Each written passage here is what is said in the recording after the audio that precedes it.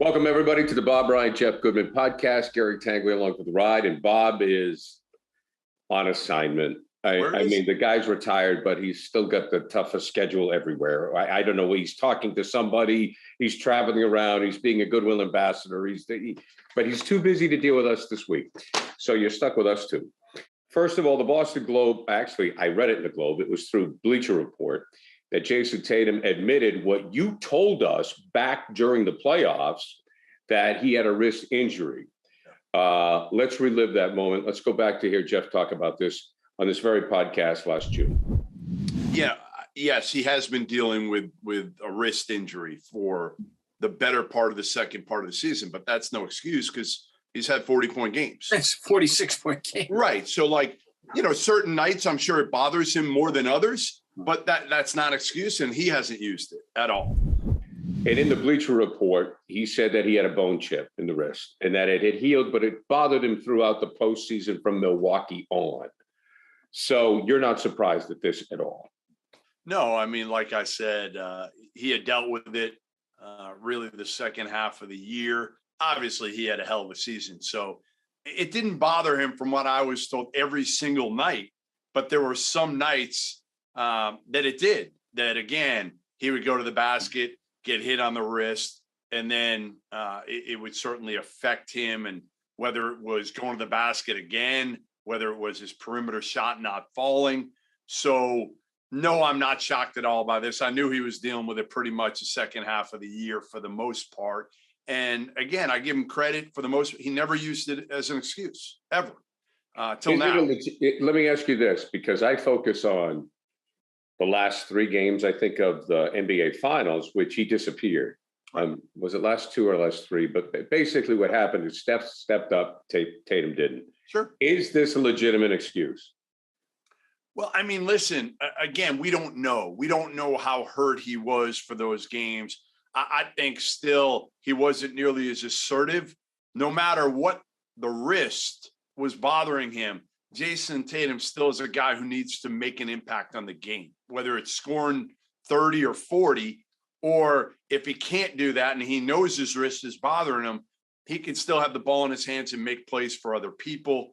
I think one of the things that still gets lost with Tatum when we compare him to Jaylen Brown, and a lot of people enjoy doing that right now and saying that Jaylen Brown had the better NBA Finals, which he did. Jaylen Brown doesn't face double teams. Jayson Tatum faces double teams every single time. So it's not apples and apples. Jayson Tatum is the better player. That's why he's seeing double teams virtually every time he touches the basketball. I don't think that'll be the case as much this year because you've got guys like Brogdon, like Gallinari that are capable of making shots from the perimeter. So I think it'll be a little bit harder to double him consistently. He'll still face it. But again, yeah, he was dealing with this injury. And again, it didn't affect him every single game. But there were certain games that I was told that it hampered him, that, again, he went down hard and he wasn't able to be nearly as effective, whether it was shooting the ball from three, whether it was taking it and finishing through contact. Is it fair to question his toughness? I don't think, he played through it. He never really sat out. He never really complained up there on the podium and said my wrist is bothering me. He's saying it now. And I don't know. I didn't see the whole interview from Taylor Rooks of Bleacher Report. So I don't know if she already knew about this or he volunteered the info. But yeah, some guys would have found a way, right? Would have found a way during the postseason or right after the NBA Finals to get it out there, and it never did. Well, when I read this, Jeff, and I do recall you saying it, when you said it, I didn't think about it at the time, but because of what has transpired with Kevin Durant, I wondered if this should change our opinion, what we know now, because I just didn't, we had the information, but I just didn't apply it the same way I'm applying it now. And if Bob Ryan was here, we all know how Bob feels. He does not want Kevin Durant in the 617 area code.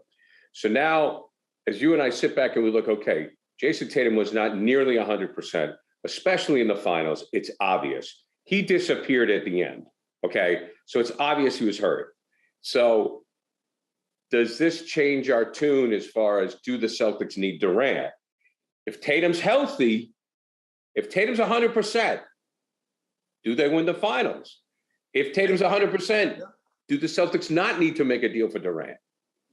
You know, again, I'm still torn on this, and I know you are. I think no matter what happens here, I'm just very interested to see if the asking price eventually goes down as we get closer and closer to training camp.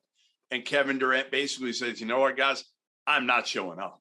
Like, you got a week left, I'm not showing up. And as we saw with Daryl Morey and Ben Simmons, you can wait. And then you could throw away a year, which is basically what the Nets would be doing here, because by the time they brought in James Harden, the chemistry was crap. They didn't have a chance to, and Harden wasn't the same player. So I think if you're Sean Marks, you've got to make a move here in the next few weeks, because the longer you wait, to me, the asking price goes down. You don't have nearly as much leverage as when Kevin Durant basically says, hey, guys, I'm not coming. I'm gonna wait this thing out. And you know what? If I got to sit out the first month of the season, I'll sit out the first month, because I know you're not going to go the whole year without trading. I do think those who are opposed to this deal, and I will say that because I was reminded that Jayson Tatum was hurt in the finals. I'm a little, before I was like, you got to get Durant. You got to get Durant. But now I'm reminded that he wasn't 100%. And I'm like, okay, well, maybe you don't make the deal. But this is the deal. This is what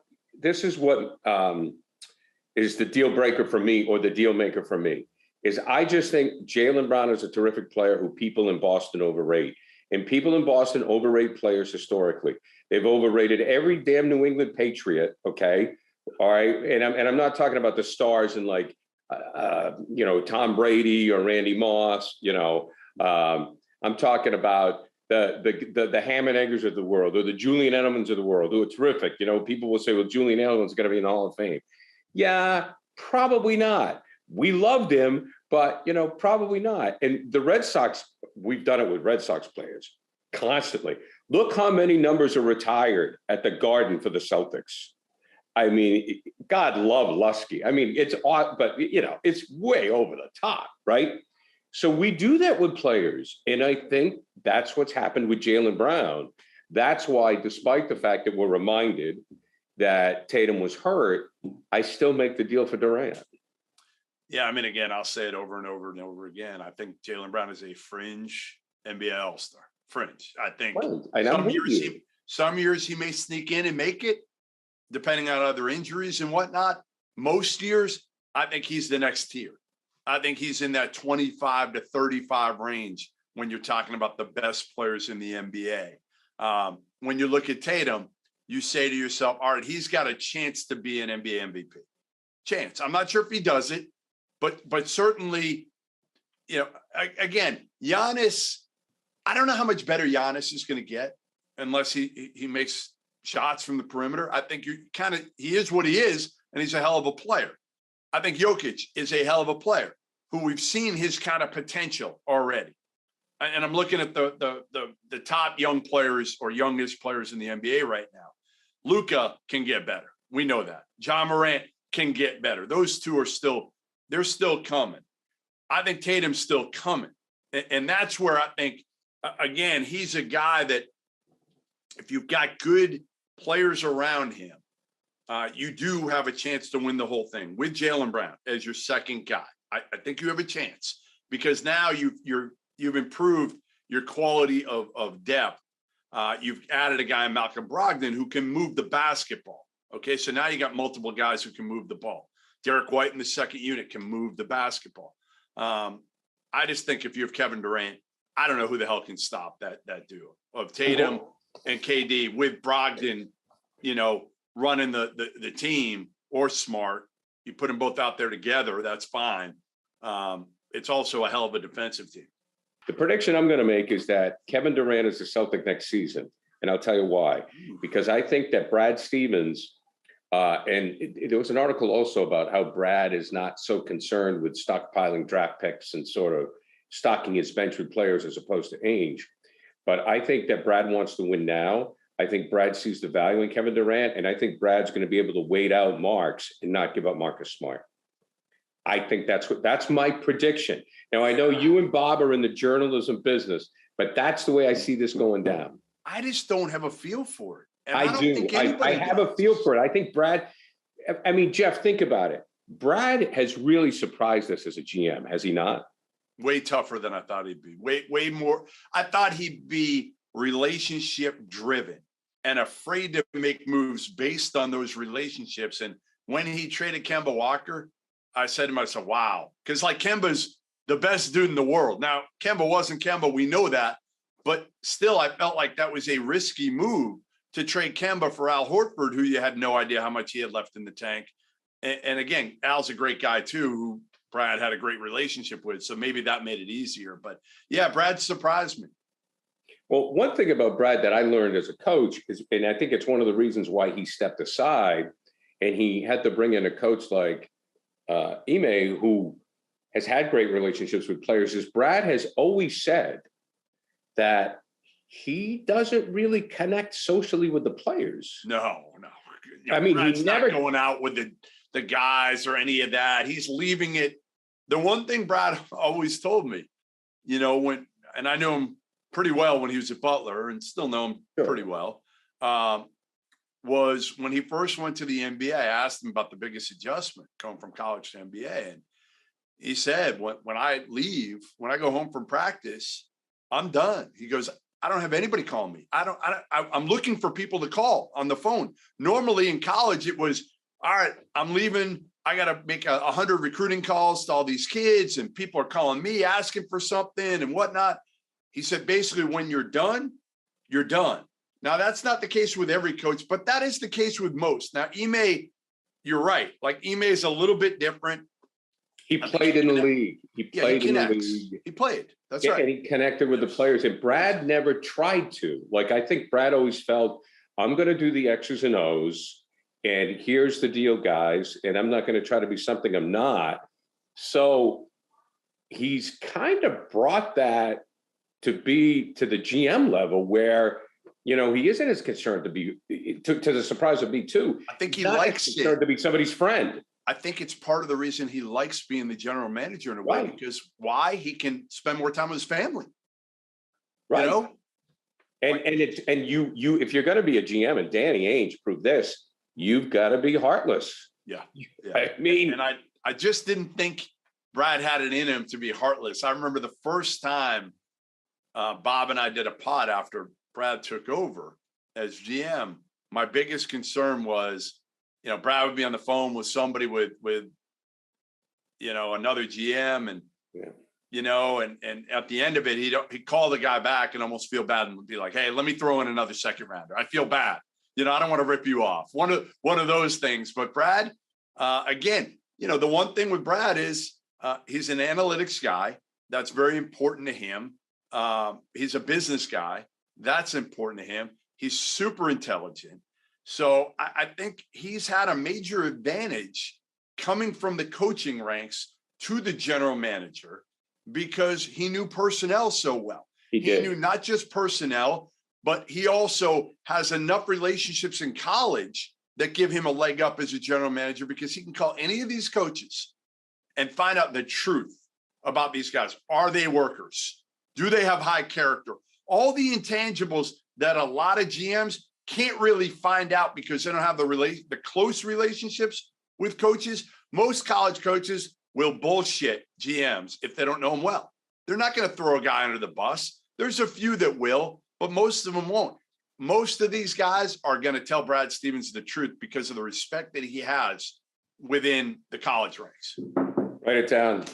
At the time of this recording, August 22nd, 2022, Gary Tanguay said Kevin Durant will be a member of the Boston Celtics. Brad's going to wait it out.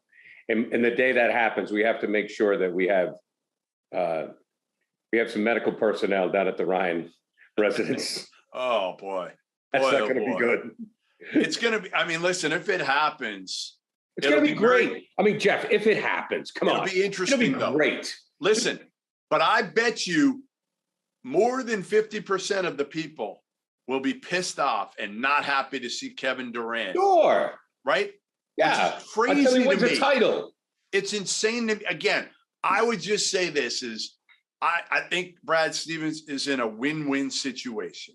I don't think you can screw up either way you go, because there's nothing that says that if you stand pat, you can't win the title next year. There's nothing that says that if you don't roll the dice, unless Kevin Durant gets hurt again. If he gets hurt again, then you made a mistake. Well, Jayson Tatum got hurt last year. Who knows? Right. But Kevin, it's a different deal. Kevin Durant's been hurt. He's older. Yeah. He's, it's a little bit different because there is that health issue. And then you've got the other issue, which is Kevin Durant, the person, which a lot of people question right now. Certainly I do more than I ever have, but I still want to believe that underneath it all, here's the thing, Gary, I want to believe that Kevin Durant is the same 14, 15-year-old kid that I met, that I fell in love with. And I fell in love with until really two years ago when he decided to team up with Kyrie Irving. Well, I blame Kyrie. Yeah. I blame Kyrie because I think that Kevin Durant is a guy that can be influenced. And like you said, I think that his feelings were hurt, that people were angry with him, that he went to Golden State. And I blame Kyrie and his influence in this. And I think it shows progress that Kevin Durant doesn't want to play with Kyrie and says, listen, I'm going to go somewhere else, because I'm with you. At the end of the day, I think Kevin Durant just wants to play basketball. Yeah. He just wants to play basketball. Yes, that's all he cares about. And that's all he really cares about. And the tweeting to me, on one hand, I'm like, what the hell are you doing? You're Kevin Durant. On the other hand, we're all knuckleheads. Like I do it, you do it. Like Kevin Durant obviously is at a different level than both of us, but like he's human. He has fun with it. What's wrong with that? Yeah, I mean, it's harmless. I mean, if that's the only problem you have with the guy, right? Get it, Jeff. Thank you, my friend. Bob's going to be back next week. Again, Bob Ryan on assignment. For Jeff Goodman, I'm Gary Tanguay. Thanks for checking us out.